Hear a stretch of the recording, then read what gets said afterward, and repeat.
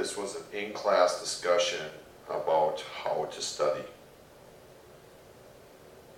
So I'm going to ask you to go home tonight and study. If I was to ask you that, how many of you would raise your hand and be able to, with confidence, say that you absolutely know what it means to study? Or there is someone in your life that has taught you how to study? My bet is that most of you can't say that you do. So I'm going to ask you to go home and study. What I want to do is teach you how, at least give you some kind of idea how that might be done. Back in the day, when I was going to college, I had come out of high school. I was a nice hot shot coming out of high school, and I went on to college, and I got my first C's of my college career, actually of my school career in general. I haven't had a C ever. I rarely ever got B's, but I got C's my first trimester into college. Well, when I got that, my mom asked me, well, what did you learn? And I proceeded to tell her by class what I learned, and she goes, that's not what I mean. What did you learn, assuming that you don't like getting C's? And so I said, well, the first thing I picked out was that I wasn't prepared like the rest of the students. It took me a long time. And then when I tried to catch up, I didn't know how to. So I looked back at my high school career and I said, I didn't learn how to study. Well, that turned out to be a big issue in college. So when I came into teaching, I said, one of the few things I really want my students to do when they leave school, I want them to be able to study. I want them to know what it means to study, to have that skill. I think it can be helpful in all the rest of the classes that you have in high school, whether it's sophomore year, junior year, or senior year. I think everyone should leave knowing how to study. I have some expectations about studying. First off, in the class that I ended up enrolling in that very next trimester, as I tried to recover from a 4C effort my first trimester in college, was that you must get in and make studying a habit. So you had to have a schedule so that studying becomes a habit, that you're not guessing when should I study, when should I not study, that you just automatically, this is what you do at this time of the day. And they said there's all kinds of cues you could use. You get up in the morning, you take your morning jog, you have your morning coffee, and then go ahead and this is what you do next. You're going to study for your English, or you're going to study your philosophy, and this is how long you're going to study for it. And then when you're done with that, you do the next thing on your schedule. And so you have to make it a habit. That's the hardest thing I had to learn in college. Unfortunately, in high school, you have a really rigorous schedule because you go to school, you go to classes back to back to back to back. When you get done with school, you have other things you have to take care of, whether it's athletics or academic clubs. Maybe you work a job, and I know that becomes hard. But if you schedule in study time and you make it a habit, it's not going to become a chore. It'll be fun. It'll just become part of your day, and that will help in the end. And when you leave high school and you go on to your other post-secondary education, you will be used to studying and be used to setting yourself a schedule, and that will become habit, and that pays off. And again, I enrolled in that class, and it's the first thing I said, well, when do you study? How do you study? What does that look like when you study? First thing you have to understand is you have to schedule it, stick to it, do not avoid it, and make that time. In biology, I say if you can study 10 to 20 minutes each night meaning all 7 days, you're going to be good in biology.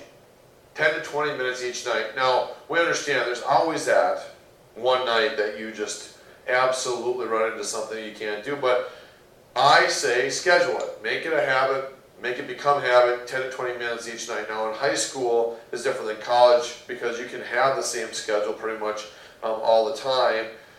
High school, lots of demands. I'd say you'll have a Sunday through Thursday schedule, and then you'll have a Friday, Saturday schedule. And even if you say one of the days, and I think Fridays become the most common for this, if one of the days is your off day where you're just not going to study at all, that's okay. And then you just say, I'm going to take that extra 10 minutes I would normally do on a Friday, and I'm going to give Sunday a little bit extra attention, or maybe Saturday a little extra attention. And Saturday's schedule will look differently because I work on Saturdays, or I have football games on Saturdays, or I have hockey practice on Saturdays, whatever the case may be. Then you just go ahead and adjust. That Saturday will look different than the rest. But 10 to 20 minutes each night, that's what I would expect everyone to do. We don't give a lot of homework, and your homework should be to study. So that's what we expect. And when you go to study, what I'm talking about in the rest of the slides, I'm giving you some strategies and techniques. I would expect that you go and try new things, try new strategies, try new techniques. Partly because when you do the same thing over and over and over again, your brain gets bored. And when your brain is bored, your brain doesn't learn as well as it would if it's engaged, it's there, and it's active, and you're having fun. And I think studying oftentimes is one of those things that students say is boring. Well, it's boring. It's not fun. It's a chore. It's work. Yes, it absolutely is a work. This is the work it takes to make you a better learner for life. This is the work it takes to make a difference between a B and then to an A. Makes a difference between a college education and a not college education. Makes a difference in getting a really good paying job versus an okay paying job. It's work. But if you're having fun and you're making it lively and you're changing it up all the time, your brain likes that kind of stuff. You're going to learn better. You're going to keep it, you're going to be more likely to keep with it so that it becomes a stronger habit. And that's what we want in the end. So that's what some of the expectations I would have for studying. Now, what does it look like? Remember I said at the beginning, if I ask these questions off the bat, I think what it looks like to you is different than what I would say it should look like. For instance, a lot of you picture studying as you're sitting down at the table, all by yourself, quiet as can be, and you're just there. And it says sometimes by yourself, and not quite, but quiet, right? So sometimes it's by yourself and quiet. That's sometimes. Now, if I had to do that, I'd drive myself nuts after about 10 minutes. I'm not one to stay quiet all the time. I need to be up and doing things as much as I can, or maybe I need to be talking to myself. I need to be out with lots of things out and doing something. Sometimes, though, it has to be quiet by yourself and engaged in a little bit different way. Sometimes, though, it is getting up. It is doing stuff. Sometimes it's with a partner. Now, I always say be careful with partners because it has to be a partner with a similar goal. If I have a partner, if I'm choosing a study partner that is just really choosing me because I'm the smartest one in my group, or they think I'm the smartest one, and they're not going to do a lot of work for me or with me, that's the wrong partner. We have two different goals. I want to be the best I can be. I want to get the best grade I can, whether it's maybe I want to get I'm right now getting a D and I want to get a C or a B, or maybe I'm starting off the trimester and I want to get the A right off the bat. They have to have similar goals as you do. It's got to work. Now, they may not be as good a student as you are. That's okay, as long as what their goal is to learn and get better, just like what you want to do. And together you'll figure that out. But if you have two dissimilar goals like that, it's not going to work. I always say, every once in a while your partner must be your parents, or maybe a brother or sister, or an aunt and uncle, or a grandma and grandpa, or something like that, that have a strong vested interest in your success.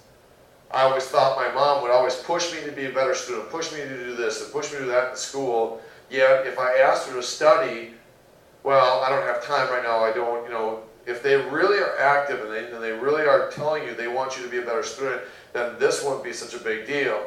Let them be your partner for one night, and really we're only talking 10 to 20 minutes, and a lot of times it goes 30 minutes because it is kind of a nice time to spend with your parents, and they'll ask you questions about your learning, and I think that's a very important piece. Sometimes studying involves sitting down in front of a computer. Technology is a great thing. The internet's been an awesome addition to studying, and I think that is there's a lot of resources out there for free that help you become a better learner and it can help you study. Sometimes it's with headphones on. and I don't mean this is all the time on, I don't mean blaring so loud you can't concentrate, headphones on. I don't mean inappropriate music where you can't concentrate on. What I mean is you put your headphones on and music does help you and will help you study. I remember a class that I took where we were learning a very complex cycle of biological processes, and the only way I remember that on the test was because I had my headphones on for part of that studying piece, and I remember the song or songs that were there playing, and as I tried to hum the tune or sing the song, that cycle, the images of that cycle started to float back in my mind, so they were somehow hooked into that music. And I think that's a good thing. It also helps you relax, it also helps you stay concentrated, especially if where you're at maybe isn't, or is full of more distractions than you would like. So, but I don't think it's an all the time thing, but I do think that they're okay to have on appropriately. I think that's okay. You always should have your lab notebook handy. I don't know if it's always completely true that you're going to be always studying from your lab notebook, but having it handy to be able to make connections with it, to see where you've been and what you need to cover, what your learning targets are, I think that is always something you should have with you in terms of your studying. And by all means, it never looks like being in your bed, because what happens when you go to your bed? Well, you want to sleep. That's the body's natural reaction because you've trained it for 14, 15, 16 years already, that every time that you go to your bedroom and you put your butt on your bed, that you go to sleep. That's what you do in your bed. That's what you normally do in your bed. And so if you've remember the last time you've done that, right, you sat down in your bed, you have your stuff all studying, you're ready for a long night of studying. Next thing you know, you're covering up in your covers, and your mind starts to wander because your mind is preparing itself for bed because that's what it thinks is coming next. And then before you know it, you're sleeping and you've got really very little studying done, and whatever studying you did do wasn't very effective. So I always say it's never in your bed. Find somewhere where it's different, and even if it's your room is the only place you can control in terms of distractions, then sit on your floor or drag in a chair into your room or something different than sitting on your bed and being part of your bed. So because that's what your body wants to do. Once it sits on your bed, it wants to, or thinks it's going to go to sleep. Mr. Rusko's lecture will continue with part 2 next.